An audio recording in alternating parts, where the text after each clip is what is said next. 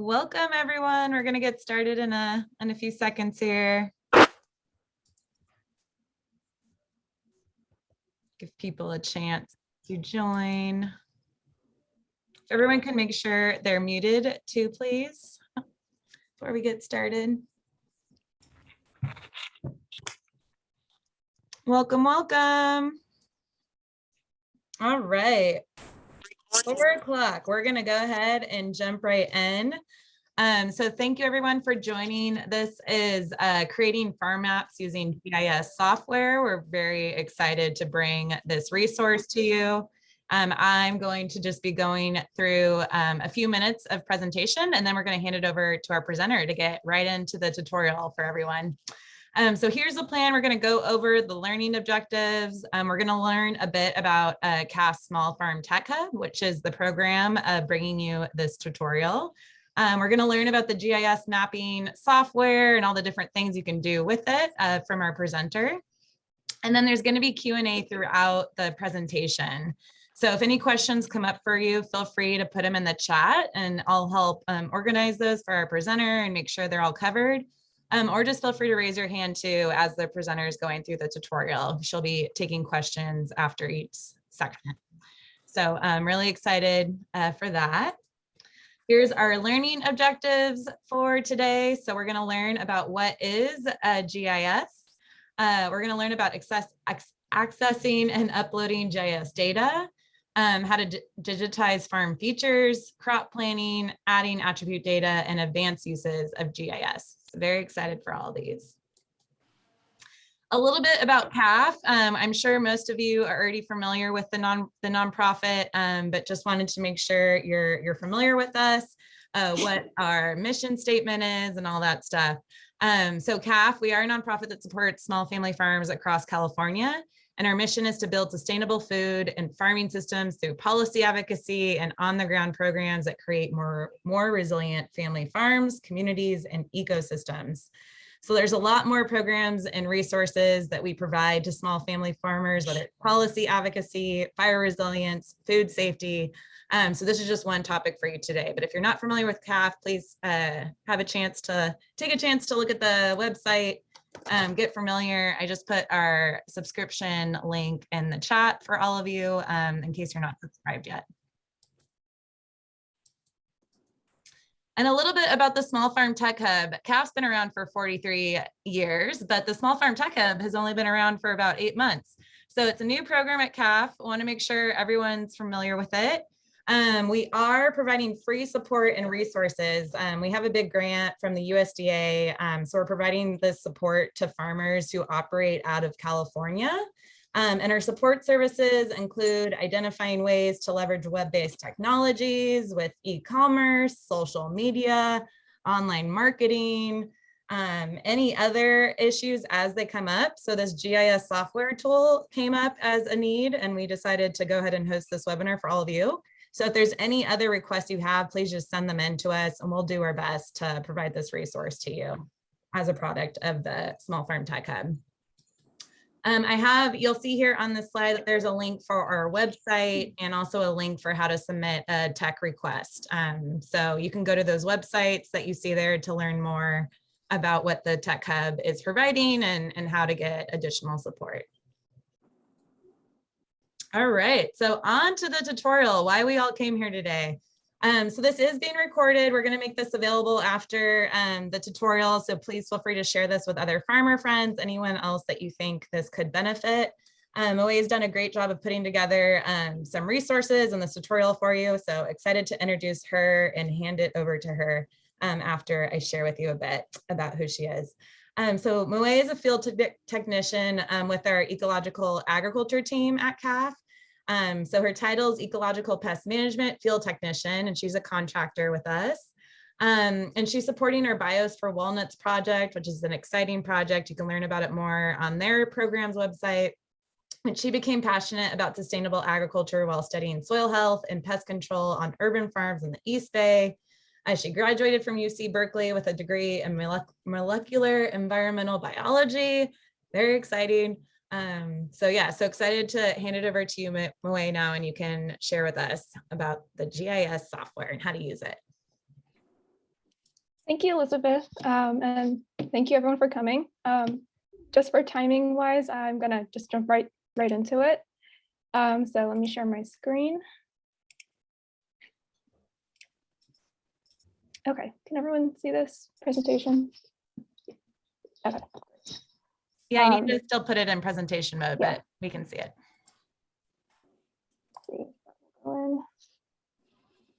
Okay, great. So yeah, this is a tutorial about how to create digital farm maps using GIS software. And these are objectives. We've already gone over them. I can go a little into explaining them as we go through the tutorial. And so basically, we'll start off with what is GIS? GIS stands for Geographic Information Systems, and it's a computer system that uses data that has that corresponds to a specific location on the Earth's surface. So you can see here, we have all these different data types and sources, and when you put them into GIS, they turn into a data layer. And using these layers, you can overlay them on top of each other, and you can customize which layers you want in order to create this final product of a map. And there are different types of GIS software that you can use. The most popular one is ESRI. It is, I believe, at the moment you have to pay for it to use it, but it is the most popular and they have a lot of great resources. Today we'll be using QGIS, which is free and open source. And then there are, Google Maps also has its own simplified and easy to use version of these softwares. And where to get GIS data. So GIS data, there's many different places you can get them. As I mentioned, ESRI has a lot of great resources.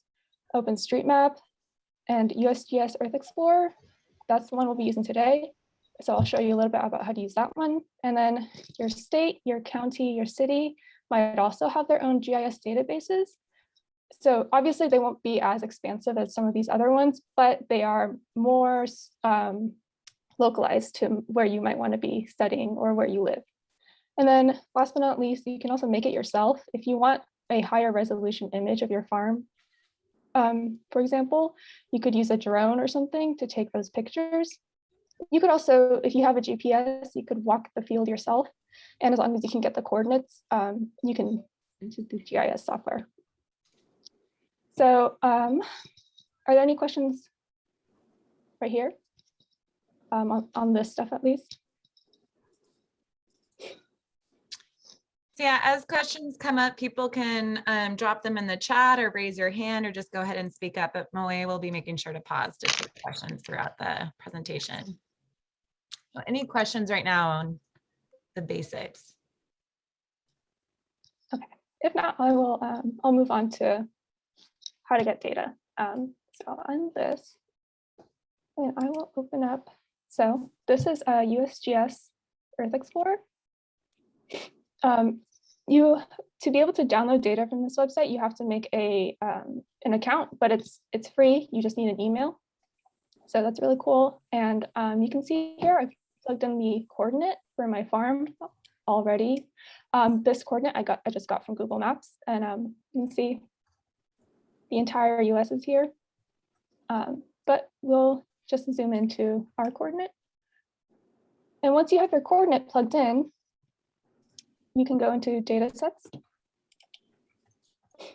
And you can see here, lots of different types of data you could look into. Today, we want to get the satellite imagery. So we'll go into aerial imagery and click that. And the specific type we'll be using today is NAIP imagery. This is the National Agriculture Imagery Program. You can see that pop up. And this is done by the USDA. They fly over and take images every couple of years. So I'll click that. And yeah, you can see here, there's elevation data, land cover data, vegetation monitoring data, lots of different types of data. I encourage people to play around with it. But for today, we'll just use NAIP.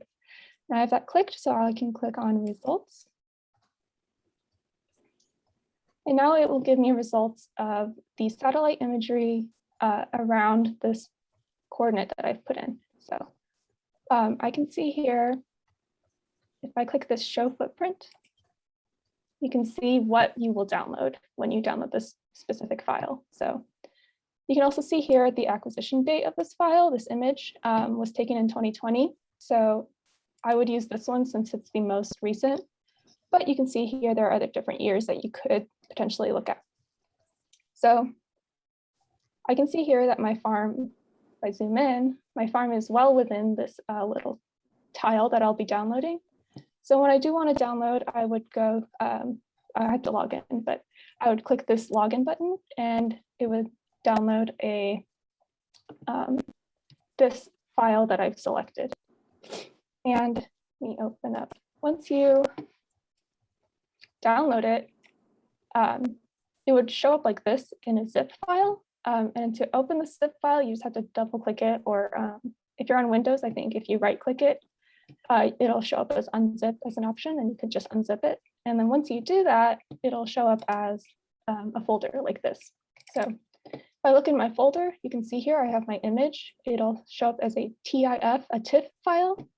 And then it also comes with this text file, which you don't have to worry about. It just contains information about how this image was taken, or like who took it and when they took it and why they took it and stuff like that. So not pertinent to what we'll be using it for, but if you're interested, you could take a look at it. So now that I have this data downloaded, I can go into QGIS and I can start to create a new project and start adding data. So to do that, I will go to project up here, and then I will click new. And now I have this blank project. This is actually the Earth's surface. You can't see anything right now because it's invisible. But once we start putting stuff on top of it, start adding these layers, these data layers, that's when you'll see how it looks like. You'll see the Earth's surface. So to do that, let's see. We'll go to layer up here, and then you will click add layer. So you can see there's different types of data you could add to this project. We'll mostly be dealing with vector data and raster data. So I'll click on raster data because that is what our image is. Raster data is a type of data that is on a pixelated grid. So each pixel has its own, data that is assigned to each pixel. So that data can be color like it is in an image, but it can also be the elevation or temperature or land cover type or soil type. So it can be lots of different things in this pixelated grid, which is what our image is. So I'm going to add this image by clicking these three dots.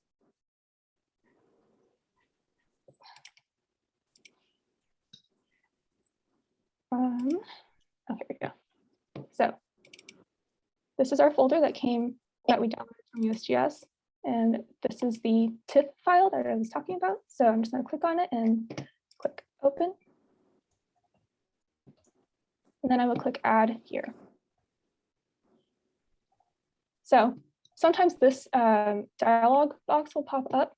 It is talking about the coordinate reference system, or CRS. And I'll go deeper into that in a second. But for now, I'm just going to click OK, just so I can get that into my project. So now you can see here, we have our image that we downloaded.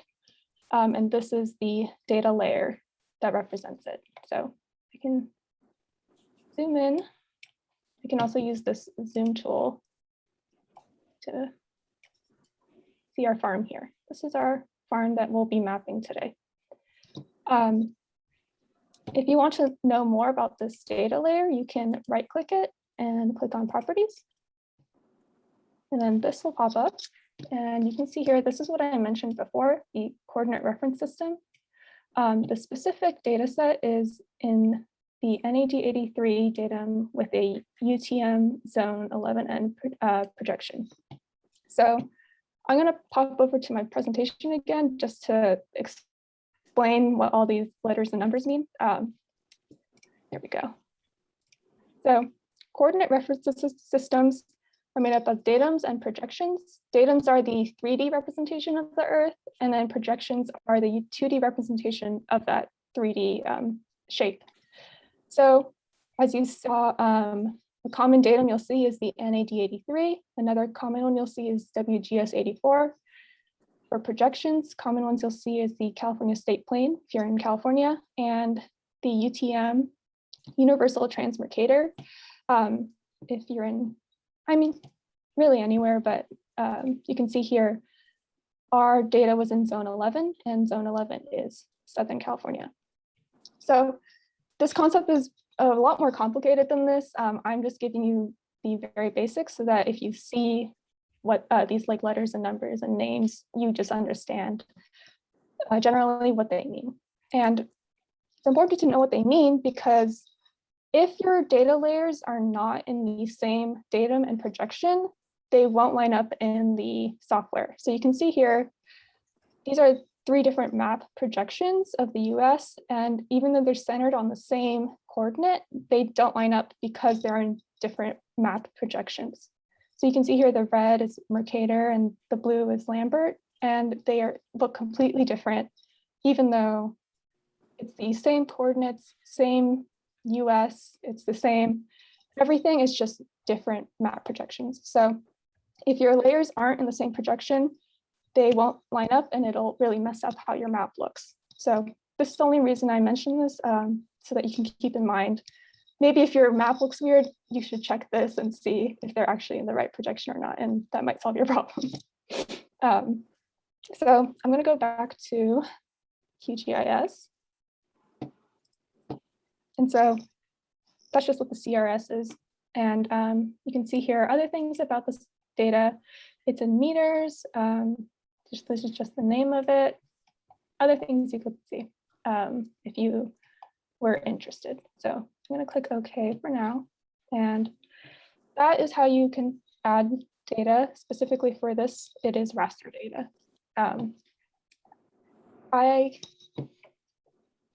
And we looked into the properties of this layer, and I just want to look into the properties of this whole project. So I'm just going to look at project and click on properties. And you can see here, the CRS for this project is also in the same projection and datum, just because it's changed itself so that it's the same as this first data that I've inputted in. And then you can also go to general and see the general properties of this project.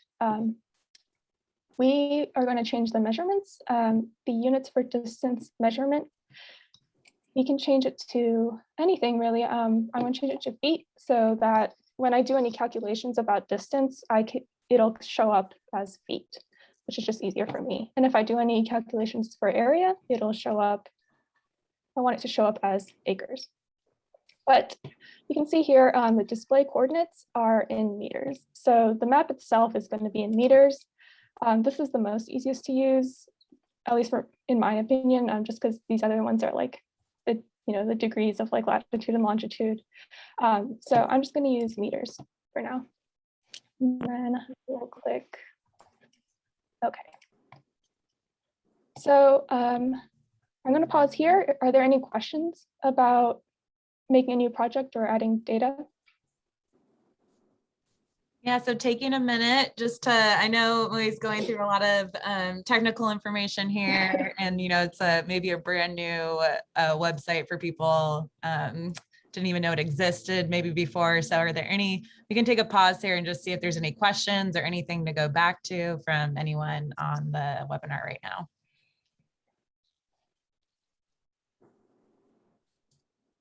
Oh, I do have, I can put in, or I don't know if Elizabeth has some already. There's a Google Doc with the steps that I'll be doing for making this form. Oh, she did already. Okay. Yeah, thank you for bringing that up just verbally in case people are just listening in. So there is a Google Doc linked in the chat that is a step-by-step guide with the link to the website that she's using and all that stuff. Yes, so if you'd like to follow along, I'll be going fairly quickly through these steps. So if this helps you to follow along, it's in the chat. Yeah, and just another reminder, we are recording this and we'll be sending follow-up resources to everyone who registered, including the recording, the link to the step-by-step guide, the slides, and any other links or resources that will be helpful after the session. And it does look like there's something in the chat here, Moe, for you to maybe take a look at. I'm not sure if you're going to cover it. A couple questions are coming through.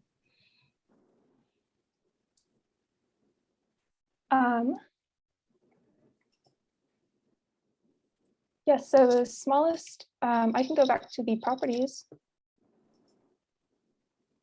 The smallest unit of measurements, yeah, we can go up to centimeters, millimeters, so fairly small.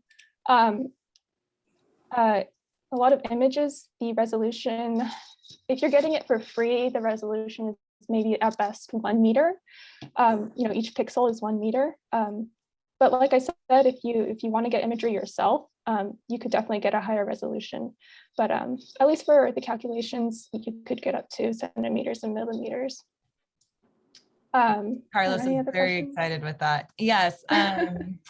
Yeah, centimeters is pretty impressive. Yeah, so Seaver was just making a comment here about the WGS 84.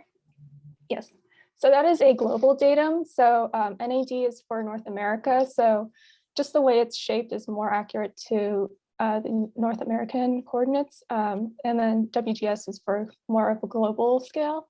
I didn't want to go too much into this just because it's a little complicated, but I definitely encourage people to read about it. It's really interesting, and the different types of datums and projections that you use can, like I said, it can change how your map looks. So I definitely encourage people to read into more about what each one means. Just timing wise, I don't have time to go very deeply into it. So I just wanted to mention it so that if you see your map looking wonky, this might be one of the reasons why. Okay, I'm going to keep.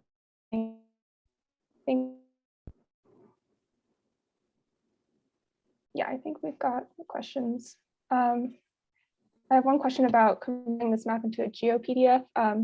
I will go over that when I start exporting stuff at the end. So I will get back to that. For now, I'm going to just continue on.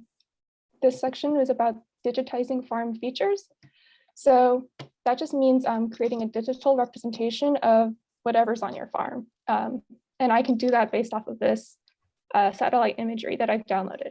So to start that, I'm going to go to layer. I'm going to create a new layer this time, and I will create a new shapefile layer. So this farm has a creek running through it. So I'm going to digitize that creek. So I'll name it creek. Click save. And then under geometry type here, you can see there are different types of data you could create. So point data is self-explanatory. It's a point with a coordinate, so latitude and longitude. And line data is multiple points connected by a line. So now your data has direction and length. And then a polygon is this line data is a closed loop. So now you have area with your shape. For our creek, we will be making a line because it's a creek. So we'll click line, and then in this drop-down menu, you can see this is the CRS I was talking about, the reference system. So we'll just select the project CRS just to make sure that everything is the same. And I will click OK. And now we have this new layer. Right now, there's nothing in it. We just created it. So even if I toggle it on and off, nothing happens. If I did it with this layer, you could see I toggle it off, it turns invisible. Toggle it back on, it turns on. So I'm going to go back to this creek layer, and I'm going to start putting stuff in this layer. So to do that, I'm going to click this yellow pencil and toggle editing on. And then I'm going to use this tool, the add line feature tool. We'll click it. And you can see here, it shows up as my cursor turns into a little crosshair that I can use to trace this creek that's running through my farm here. So I'm going to left click to put down this line, and left click when I see any bends, and left click. And so once I'm done with this, I'm going to right click and it'll pop up this. The ID is just any whole number, just for these features to have a unique ID in the system. So I'm just going to click one and press OK. And now we have our creek. It doesn't quite look like a creek, so I'm going to change that. First, I'm going to save layer edits so that this creek stays here in my layer. And then I will turn that off, turn editing off, and then I will right click my layer and go to properties. And here you can see this tab, the symbology tab. So this is where I can change how my layer looks. I can change the opacity if I wanted to. I could change the color. I can change it to blue since it's water. And I can change the width of this line, make it a little thicker. And then I will click OK. And now my creek looks more like a creek. So now that I've digitized my creek, I can start digitizing my farm. So this farm is divided into the north half and the south half. So I want to draw the boundary for this north half, which I can do with a polygon layer. So I'm going to go back to layer. I'm going to create another layer, a new shapefile layer, and I will name this one North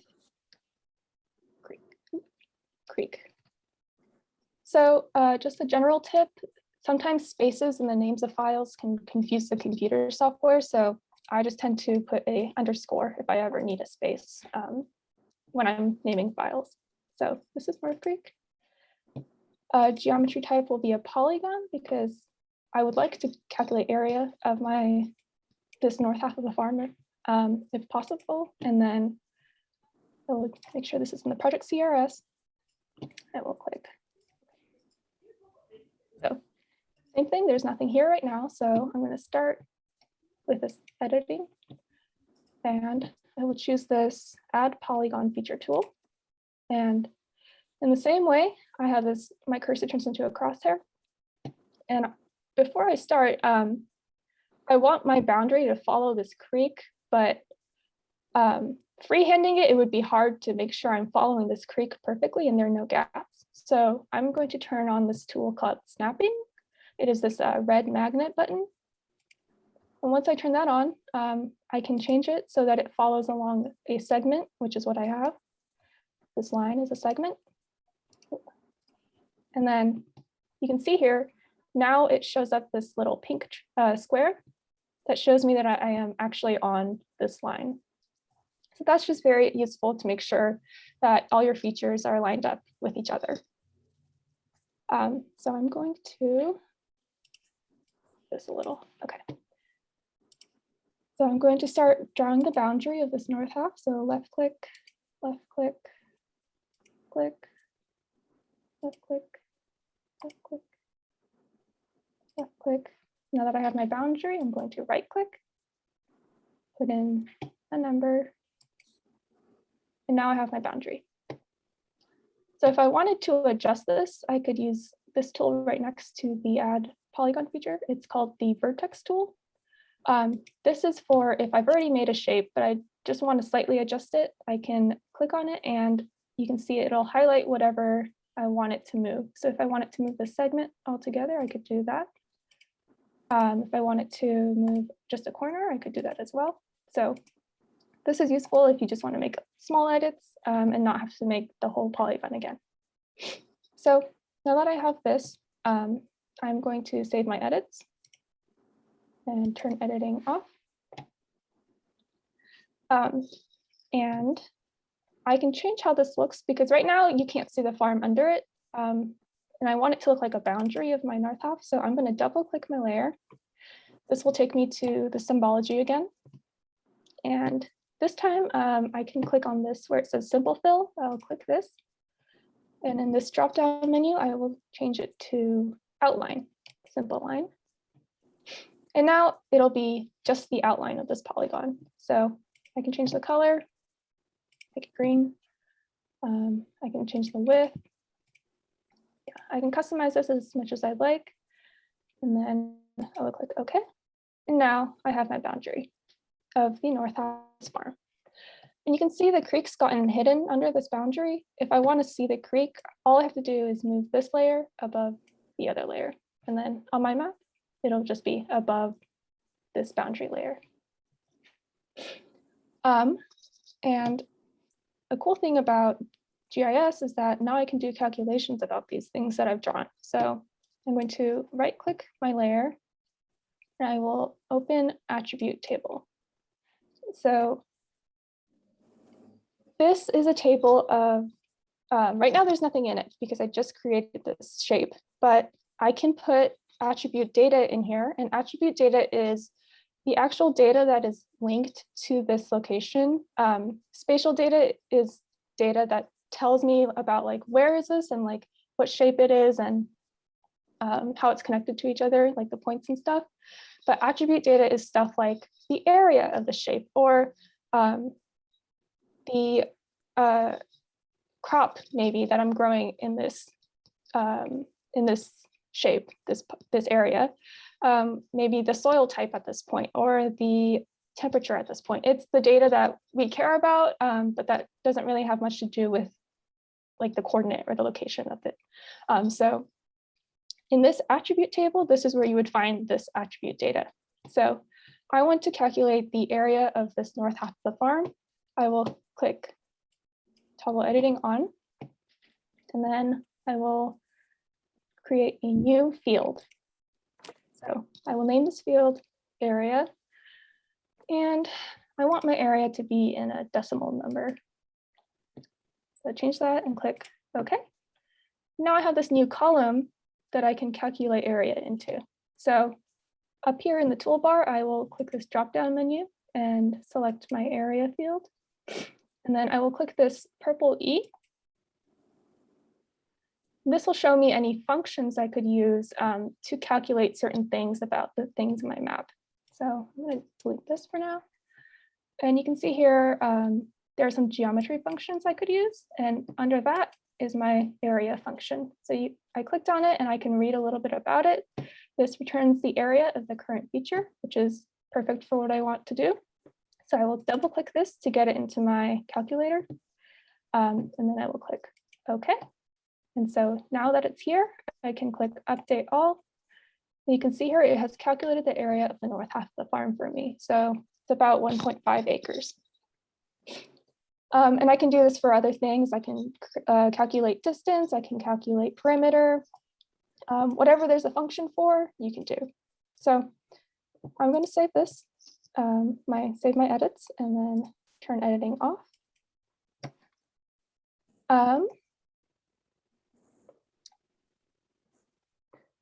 I can also use this to maybe divide the farm into different fields. So this farm specifically sent me a rough map of their idea of what they wanted their farm to look like.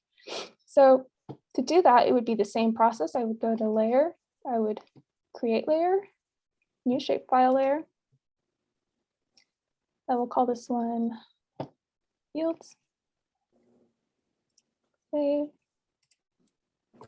These would also be polygons because I want them to have area. Now click project CRS. And then in this section where I can create a new field like I did when I created the area column, I can also create maybe a name because the ID is just a number. But if I have multiple fields, maybe I want to make sure I know what the name of each field is if I have them named differently. So I'm just going to put in a name and it'll be text data. And a length of 80 is pretty good. So I'm going to add this to my field list. And now I have a name column. So I'll click OK. And then in my fields layer, I'll make sure this is the layer selected. I will toggle editing on. I will click this add polygon feature tool. And you can see the snapping also follows this boundary that I made, which is very cool. So to make sure, because then I can make sure I'm within the boundary that I've created. So I'll start creating this top field. I will right click, and then I can put in an ID, But now I can also put in the name of this field. This field is called triangle field based on what the farm sent me. So I will type that in and then click OK. And now I have this triangle field. And I could do the same thing and just keep dividing the farm into the fields. So this one has to be, since these IDs have to be unique within the layer, this one is now 2.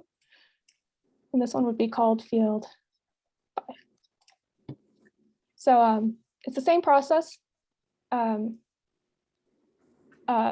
So I'm going to skip ahead just because it's the same thing. You've already seen this when I did the North Creek boundary and with these fields.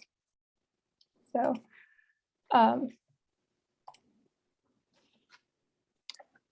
let's save.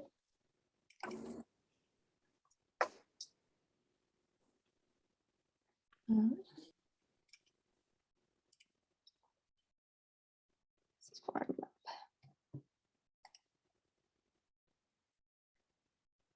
So this is the finished product after I've put in all my fields.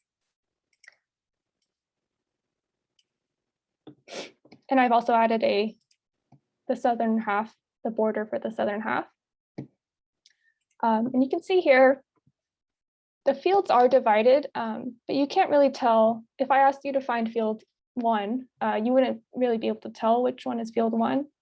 So what I can do is I can double click on my layer and the symbology pops up again. And this time I will go to this top drop-down layer and I will change it to categorized. And now I can decide to categorize it. Let's see, I will categorize it based on the name that I've inputted. And I will click classify. And you can see here, now it has created, each different name has a different color corresponding to it. So I will click OK. And I will expand this. And now you can see each field has a different name and a different color corresponding to it. So I can see this field 1 is this dark blue one now. And to make it even easier to read, I can double click again. And under the symbology tab, there is a label tab. And I will change this from no labels to single labels. And same thing, this value is based on the name.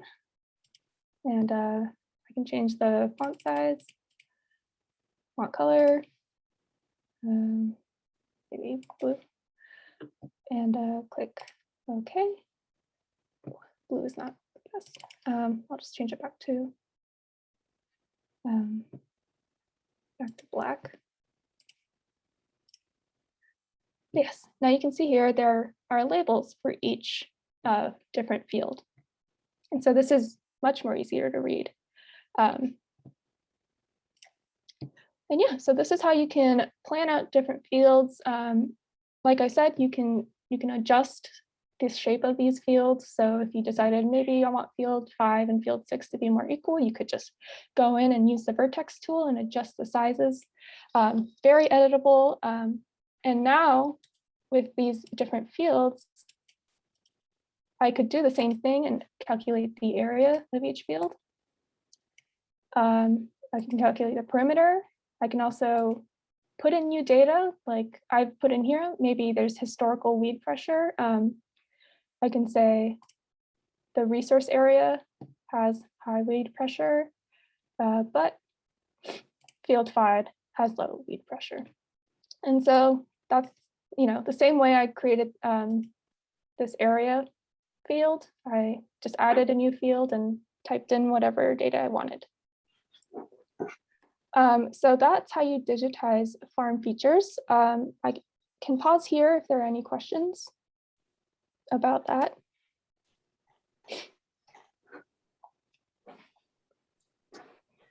Yes, so yes, this area is in acres, which I did, which I changed when I went in the project properties.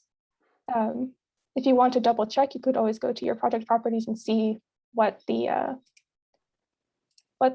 measurement units are in. So here, oh, why did it change? Yeah, these should be in, oh, this is because I opened a new file, but yes, you can change them here if you'd like.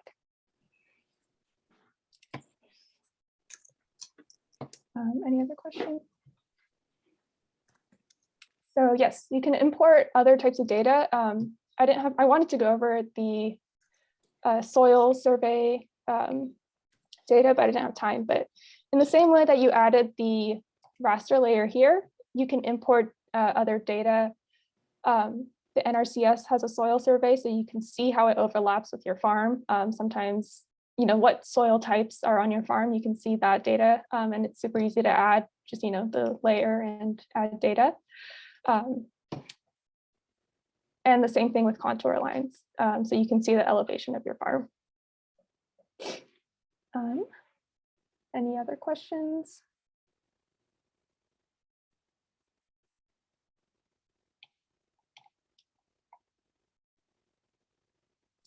Not the elevation. Mm-hmm. Yes, so what you would have to do is input a elevation map, which if you saw on the USGS website, the Earth Explorer website, they had the digital elevation data. And so it is a process. You can definitely look it up. People have made tutorials about that too. But yeah, if you can get that digital elevation data into your QGIS, it has all the tools to be able to change it into contour lines and slope. So you can figure out the slope of your farm and the elevation of your farm. And then we have Carlos with his hand raised as well. Carlos, do you want to verbally ask your question? Yeah, thank you. I just didn't know if it would make sense. It's kind of convoluted. If, for example, if you have the labeled fields like you have there, and then they're already separated by color, could I add another layer? For example, if I want to look at irrigation lines that I have already identified on top of that field, is that possible to do multiple layers so that all layers are visible? Yeah, so if you want lines over it, something like this creek, you can see here when I turn it on and off,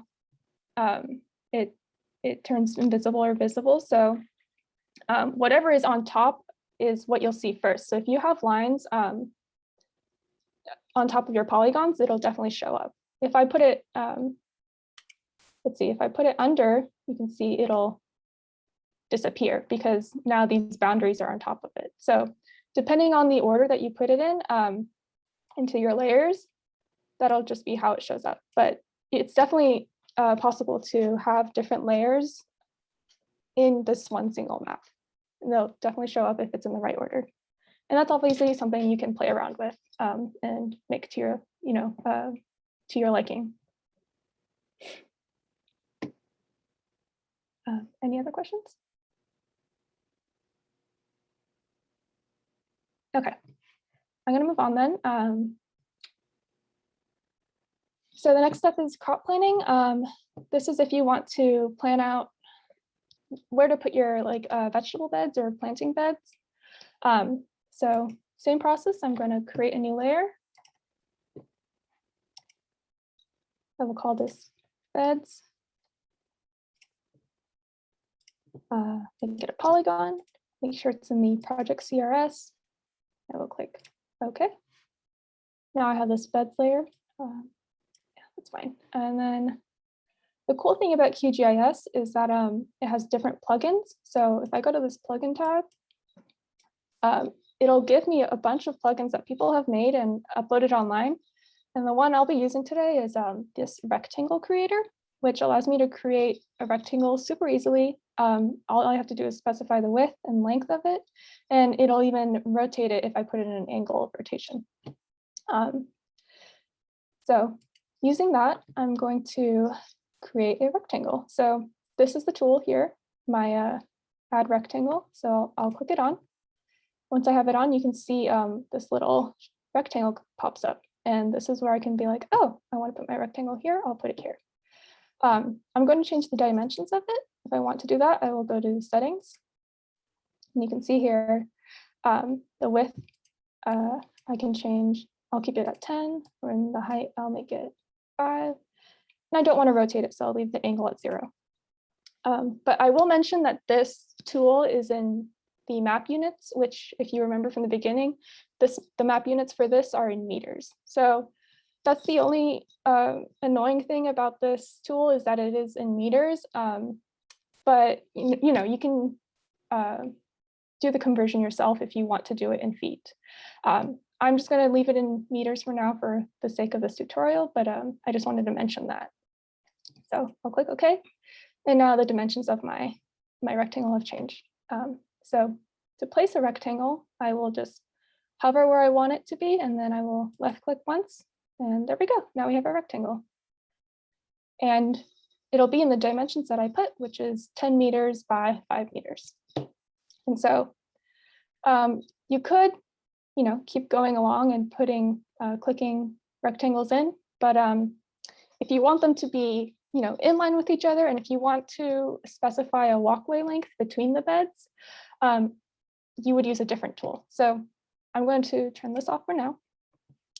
And then I am going to go into my processing toolbox, which comes with GIS, the QGIS. It's a bunch of tools that you can use to fiddle around with whatever you make in your map. So I'm going to choose this array tool. Double click on this, and you can see here it is a tool that creates copies of whatever feature I want, and then it'll create multiple translated copies. So that means it is the copies will be moved however far and in whatever direction I specify.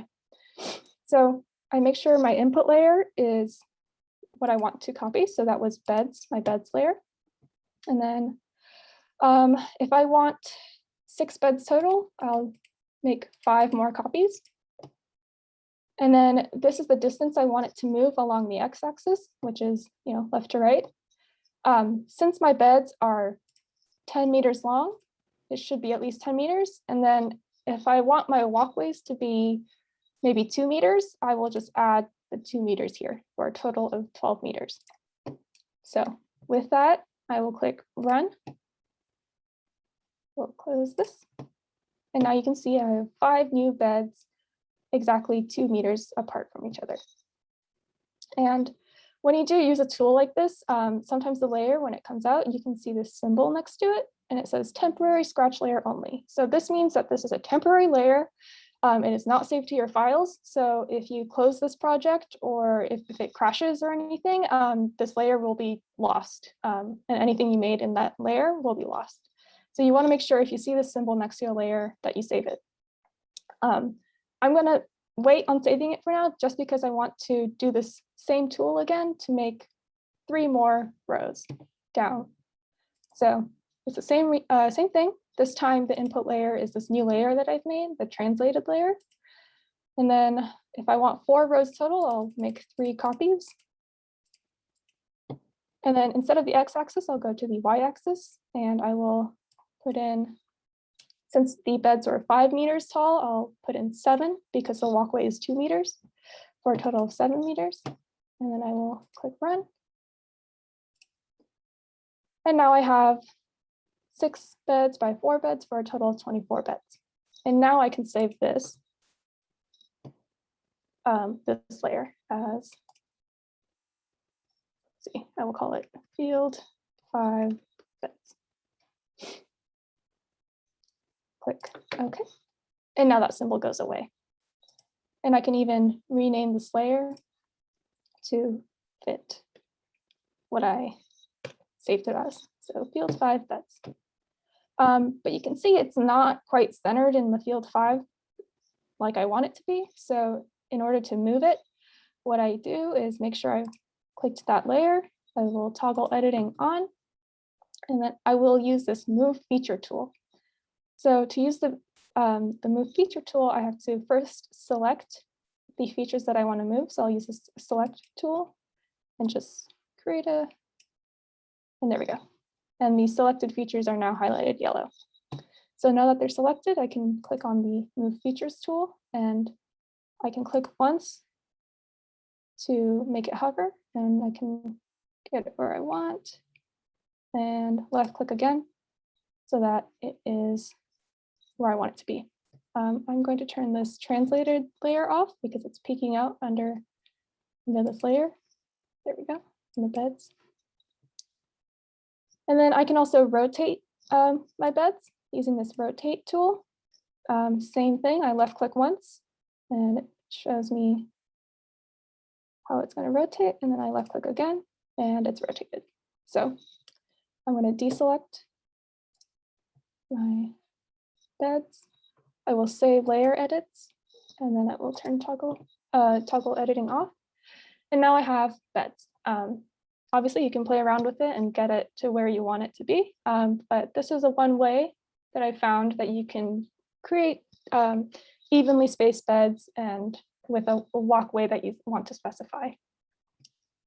And another cool thing, or I guess I should stop here and see if anybody has questions about how to make things like this.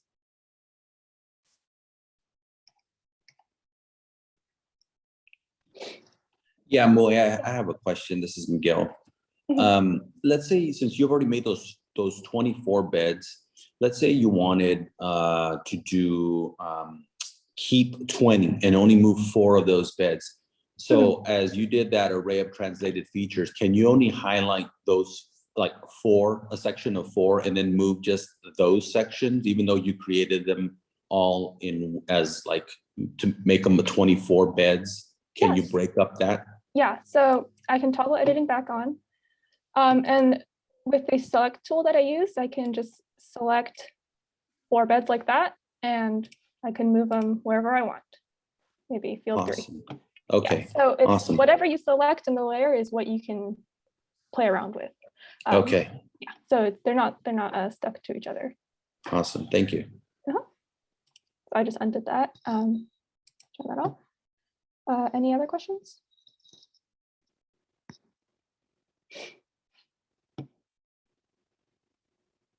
Okay, I'm going to move on then. So that's crop planning. The next thing is adding attribute data. So you might have, say, an Excel sheet with maybe data about your beds already. And the cool thing is that you can actually join that data to these new beds that you've made in your map. So if I open my Excel sheet, maybe you have something like this where you have, bed 2, maybe you're growing kale here. You have what crops you're growing. Maybe you have how much compost I need to put in that bed, or what the yield was that I got from that bed.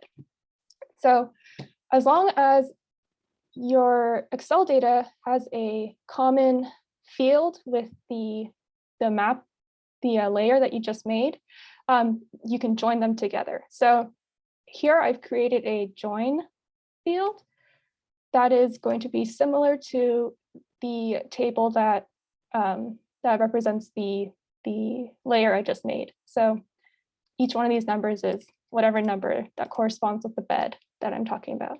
So to be able to put it into QGIS, I have to save it as a CSV file. And that is, if you go to here, this is the CSV comma delimited file type. And I've already saved this, so I'm going to click cancel, but that's how you do that. And then once you're in QGIS, if I open up this attribute table for my beds, because of the tool that I used, it didn't put in a ID for me, but you can see here there are 24 of these beds.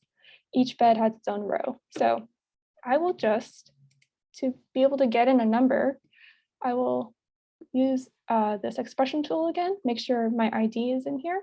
And then what I will do is I will use this row number tool, and then this stores the number of the current row. So we'll put that into my calculator. And once I update it, the ID has now become whatever row number it was. So now each bed has a unique ID number. And now this ID column looks the same as that join column in my Excel sheet. And since they look the same, I will be able to join them together. So to do that, I'm going to save the changes, turn off editing. And then I will right click on my layer, open up properties. Oh, before I do this, I have to import the CSV file I just made for my Excel sheet. So to do that, I will go to layer, I will click add layer. And this time it will be a delimited text layer. So I'll click that.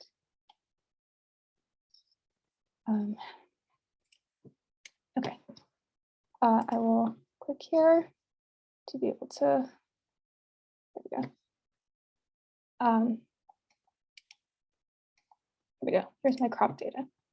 And also you can see these are all the layers I just made, like North Creek and my Creek files. You can see this North Creek layer made, I guess, 5 different files, which might seem confusing if you open up your files and see like a lot of different file types for one layer. But the only one you would have to, if you're adding these types of layers into your program, the one you would click is this shape file, the SHP file. But for now, right now we're adding this CSV file. So I'll just click that and click open. Under here for geometry definition, you want to make sure it says no geometry, because this data that we're inputting isn't linked to any features in the map yet. So it's just this Excel table. So we just want to make sure to click no geometry. So once I have that, I will click add, close that. And now in my layers, you can see I have this Excel data from my Excel, this crop data.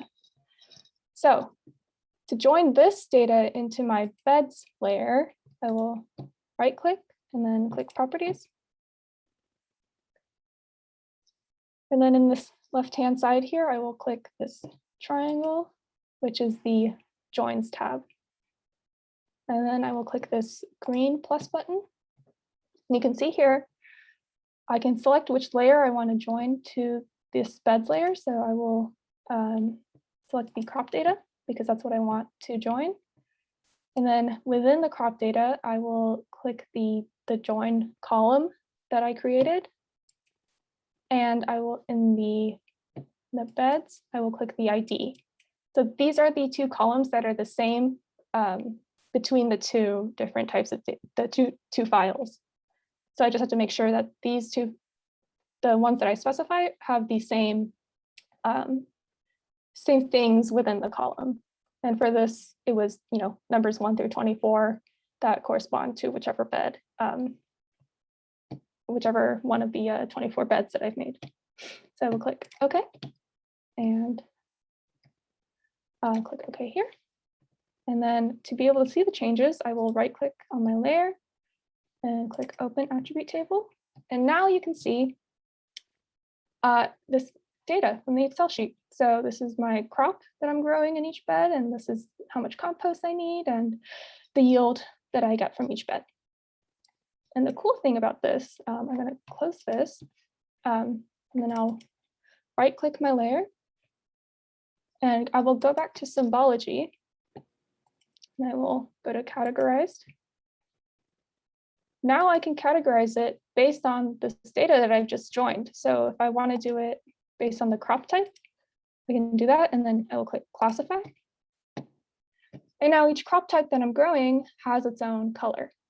So if I click OK, you can see these pink ones are growing broccoli, these purple ones are growing carrots, these green ones are growing collards, and so on and so forth. So it's pretty cool that now you have a visual representation of this Excel data that you had.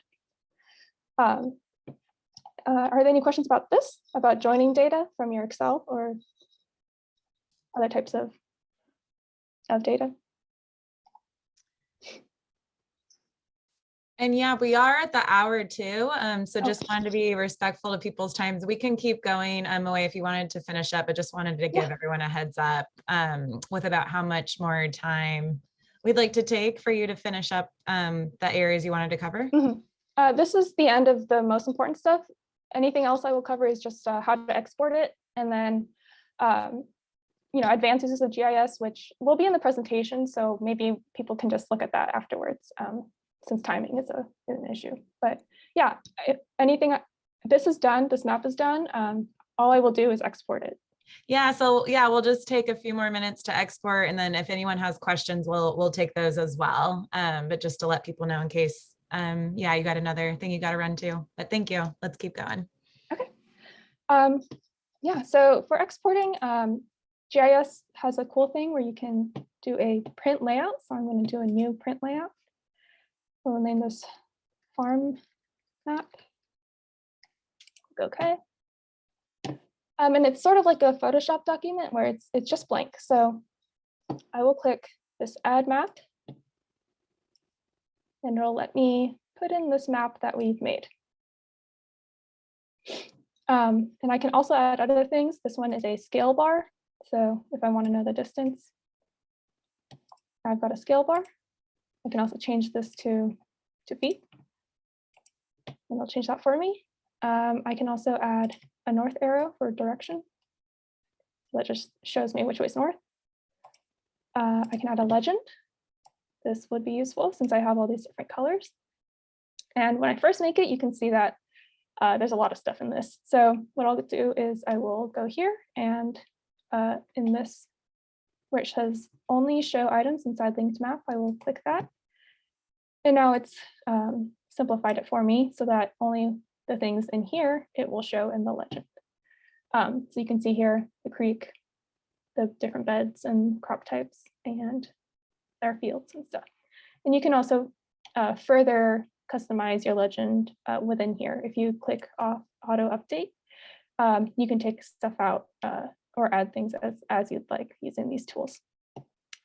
And I will also add, using this label tool, I will add a title for my map.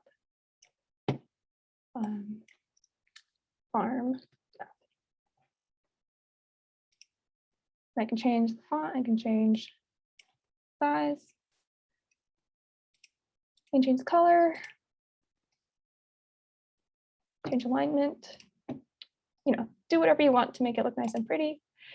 And then once you have this, you can export it. So you go to layout, you can export it as an image. I believe it's PNG, or you can export it as a PDF.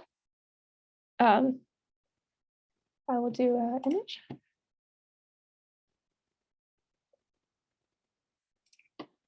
Okay, now it's my farm map. Yeah, PNG or JPEG or whatever image format you would like, and click save. Yeah, it'll let me change the resolutions and such for your printing purposes. And I'll just click save. And now, here's my image. Here we go. Here's my finished map. Yeah, and that's how you export the map. Someone asked about a GeoPDF. Let's see. You can export as PDF. I don't think, yeah, it doesn't give me the option to save this as a GeoPDF, but let me see if it, so the layout is different from the project file. So the layout is just a way for you to create it so it looks nice for printing. But this is our project with everything in it. Maybe I can export that as a GeoPDF.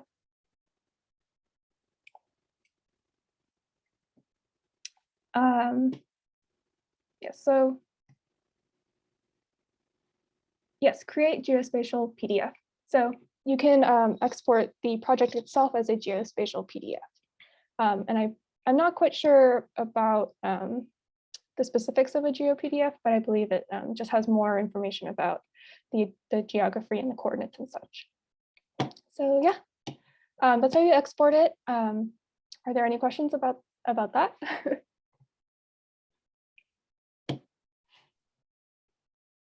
Yeah, or any questions in general from folks on anything she's covered, since we'll be wrapping up the tutorial here. Yes, I know it's a lot, but hopefully the Google Doc with all the steps that I took will be helpful for people to just go back and see all the whole process of making this map. Okay. Great. All right. Well, I'll just wrap up things here with just a couple reminders for do you mind stopping? Or yeah, yeah. You haven't. Yeah, in the presentation that we'll send out, there are just additional resources that you can look at to supplement this tutorial, but I will stop sharing. Awesome. Thank you so much. That was amazing. And yeah, we'll be following up with anyone who registered. We'll be sending those resources, a copy of her slides, a recording as well, in case you need to rewatch anything or share it with others. So be on the lookout for that. And yeah, we're closing up here, but just want to do one last reminder that this is being brought to you guys by our new program at CAFF, the Small Farm Tech Hub. I have a link here, so if anyone has additional needs or support requests, please reach out to us. We're developing these as they're requested by farmers. So we're here to help, and thank you, Moy, so much for sharing your expertise with us and for making this possible. Very much appreciate your time. I know our normal work is with ecological agriculture team, so just really appreciate that you're overlapping here with the Tech Hub. Very exciting. So yeah, so just thank you so much, and thank you everyone for attending. And yeah, that concludes our tutorial. So thank you, everyone. Thank you for coming. Thank you so much. Thanks, Miguel.